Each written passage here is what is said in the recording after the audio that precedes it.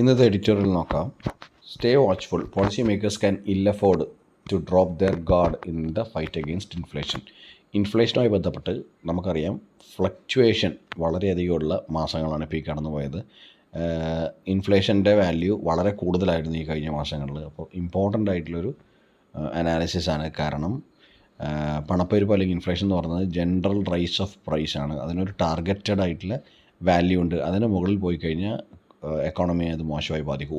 ഒരു ലെവൽ വരെ ഇൻഫ്ലേഷൻ നല്ലതാണെന്ന് പറയും, to boost employment, to boost investment. പക്ഷേ അതിൻ്റെ മുകളിൽ പോയി കഴിഞ്ഞാൽ കാറ്റസ്ട്രോഫിക് ആയിട്ടുള്ള പ്രശ്നങ്ങൾ എക്കോണമിയിലുണ്ടാവും എന്ന് പറയും. അപ്പോൾ RBI ആണ് ഇൻഫ്ലേഷൻ ടാർഗറ്റിംഗ് നടത്തുന്നത്. അതിന് ഒരു സെറ്റ് ലിമിറ്റ് 6% ആണ് മാക്സിമം അപ്പർ ലിമിറ്റ് ഇൻഫ്ലേഷൻ ടാർഗറ്റിങ്ങിൻ്റെ. അതിൻ്റെ മുകളിലാണ് കഴിഞ്ഞ എത്രയോ മാസങ്ങളായിട്ട് ഇൻഫ്ലേഷൻ്റെ നിരക്ക്. അപ്പോൾ നമുക്ക് നോക്കാം. Retail inflation or price gains based on the consumer price index slowed to 6.77% last month from September 7.41, aided by an appreciable deceleration in food price inflation. അപ്പോൾ ഇൻഫ്ലേഷൻ്റെ പ്രധാന കാരണമായി പറഞ്ഞിരിക്കുന്നത് ഫുഡ് പ്രൈസസ്, ഭക്ഷണത്തിൻ്റെ അല്ലെങ്കിൽ ഫുഡ് പ്രൈസിൻ്റെ വാല്യൂ കൂടിയതാണ് ഇൻഫ്ലേഷനെ കോൺട്രിബ്യൂട്ട് ചെയ്തത്. അത് മെല്ലെ ഈസ് ഡൗൺ ചെയ്തിട്ട് 7.41 എന്ന് പറഞ്ഞ വാല്യൂ സെപ്റ്റംബർ എന്നുള്ളത് 6.77% ആയി. പക്ഷേ നിങ്ങളൊരു കാര്യം മനസ്സിലാക്കേണ്ടതെന്ന് വെച്ചാൽ 6% ആണ് മാക്സിമം ലിമിറ്റ്. അപ്പോൾ അതിൻ്റെ മുകളിൽ തന്നെയാണ് ഇപ്പോഴും തുടർന്നുകൊണ്ടിരിക്കുന്നത്. 7.41 സെപ്റ്റംബറിലായാലും 6.77 ഒക്ടോബറിലാണെങ്കിലും എന്താണ് ഈ പറഞ്ഞ ഇൻഫ്ലേഷൻ ലെവൽസ് ടാർഗറ്റഡ് ആയിട്ടുള്ള ഇൻഫ്ലേഷൻ ലിമിറ്റ്സിനെക്കാളും മുകളിലാണ് പോയിക്കൊണ്ടിരിക്കുന്നത്. Still, a closer look at sequential trends in retail inflation, especially in food items, flagged the imperative for policymakers to remain watchful. അപ്പോൾ പോളിസിമേക്കേഴ്സിനോട് വാച്ച്ഫുൾ ആവാൻ പറഞ്ഞിരിക്കുകയാണ്. കാരണം എന്താണ്, ഈ പറഞ്ഞ ഫ്ലക്ച്വേഷൻസ് വളരെയധികം ഉണ്ട് ഏതിൽ ഫുഡ് പ്രൈസസിലും. ഇപ്പോൾ ഈ എനർജി ക്രൈസിസൊക്കെ നടന്നുകൊണ്ടിരിക്കുന്നത് കൊണ്ടാണ്. അല്ലെങ്കിൽ വാറും, ഇപ്പോൾ ഗ്ലോബൽ ട്രെൻഡ്സ് എന്ന് പറയുന്നത് റഷ്യ ഉക്രൈൻ വാറാണ്. സപ്ലൈ ചെയിൻസ് ഡിസറപ്റ്റ് ആവുന്നുണ്ട്. അതുപോലെ തന്നെ എനർജി ക്രൈസിസ് ഉണ്ട്. പിന്നെ ഈ പറഞ്ഞ ഇമ്പോർട്ടഡ് ആയിട്ടുള്ള ഒരുപാട് കമ്മോഡിറ്റീസ് നമ്മളെ ഈ പറഞ്ഞ ഇൻഫ്ലേഷനെ ബാധിക്കുന്നുണ്ട്. അപ്പോൾ ഇത്രയും കാര്യങ്ങൾ ഗ്ലോബൽ ട്രെൻഡ്സിൽ ഈ പറഞ്ഞ ഇൻഫ്ലേഷനെ അതുപോലെ തന്നെ മറ്റ് എക്കോണമിക് പാരാമീറ്റേഴ്സിനെ എഫക്റ്റ് ചെയ്യുന്നുണ്ട്. അപ്പോൾ ഇതൊക്കെ നോക്കിയിട്ട് വേണം ഈ പറഞ്ഞ പോളിസി മേക്കേഴ്സിന് ഇൻഫ്ലേഷനെ ടാർഗറ്റ് ചെയ്യാനോ ഈ പറഞ്ഞ മെത്തേഡ്സ് വഴി, പല മെത്തേഡ്സ് വഴിയും ഈ പറഞ്ഞ ഇൻഫ്ലേഷനെ കുറക്കാനും ശ്രമിക്കേണ്ടത്. അപ്പോൾ പോളിസി മേക്കേഴ്സ് വാച്ച്ഫുൾ ആവാൻ പറഞ്ഞിരിക്കുന്നുണ്ട്. അപ്പോൾ ഇതിൽ കൺസേൺ ആയിട്ട് പറയുന്നത്, concerns that the supply disruptions caused by unseasonal rains in vegetable growing regions as well as logistical difficulties posed by monsoon flooding may continue to keep prices volatile at least in near term. ഇപ്പോൾ near ടേമിൽ എന്തൊക്കെ ഫാക്ടേഴ്സാണ് ഈ പറഞ്ഞ price fluctuation ഉണ്ടാക്കാൻ, പ്രൈസിൽ variation ഉണ്ടാക്കാൻ സാധ്യത എന്ന് പറയുന്നതിൽ ഒന്ന് പറഞ്ഞിരിക്കുന്നത് അൺസീസണൽ റെയിൻസ് ആണ്. കാലം തെറ്റി വന്ന മഴ, അതുണ്ടാക്കിയ ഫ്ലഡ്. പിന്നെ ഈ പറഞ്ഞ ലോജിസ്റ്റിക്കൽ ഡിസ്റപ്ഷൻ, അതായത് ഒരു സ്ഥലത്ത് നിന്ന് മറ്റൊരു സ്ഥലത്തേക്ക് ട്രാൻസ്പോർട്ട് ചെയ്യാൻ പറ്റാത്ത അവസ്ഥ, അങ്ങനെയുള്ള. പിന്നെ വെജിറ്റബിൾസിനുണ്ടായ നാശനഷ്ടങ്ങൾ.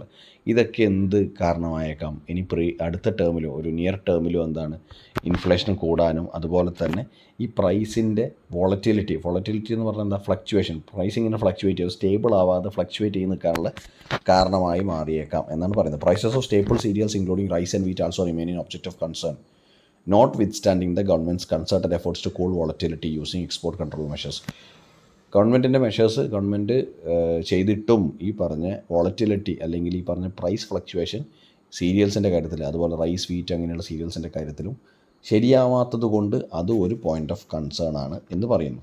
ഇതിൽ വേറൊരു ഇമ്പോർട്ടൻ്റ് ആയിട്ടുള്ള കാര്യം എന്ന് പറയുന്നത് പാഡി ക്രോപ്സിനെ കുറിച്ചാണ്. Reports of paddy crops being submerged or affected by heavy rains in different parts of the country, coupled with shortages of wheat and flour that have pushed up their prices, all signal more volatility ahead in cereal prices. അപ്പോൾ എന്താ പറഞ്ഞിരിക്കുന്നത്, heavy Reigns കാരണം paddy crops submerged ആവുകയാണ് ചെയ്യുന്നത്. അപ്പോൾ അത് ഉണ്ടാക്കിയ നാശനഷ്ടങ്ങൾ, അതുപോലെ തന്നെ അൺഅവൈലബിലിറ്റി ഓഫ് സീരിയൽസ്, ഈ പറഞ്ഞ വീറ്റ്, ഫ്ലോർ അങ്ങനെയുള്ള സാധനങ്ങളുടെ അൺഅവൈലബിലിറ്റി ഒക്കെ എന്തിന് കാരണമായേക്കാം, മുമ്പോട്ട് പോകുന്ന സമയത്ത് പ്രൈസ് വോളറ്റിലിറ്റി അല്ലെങ്കിൽ ഈ ഫ്ലക്ച്വേഷന് കാരണമായേക്കാം.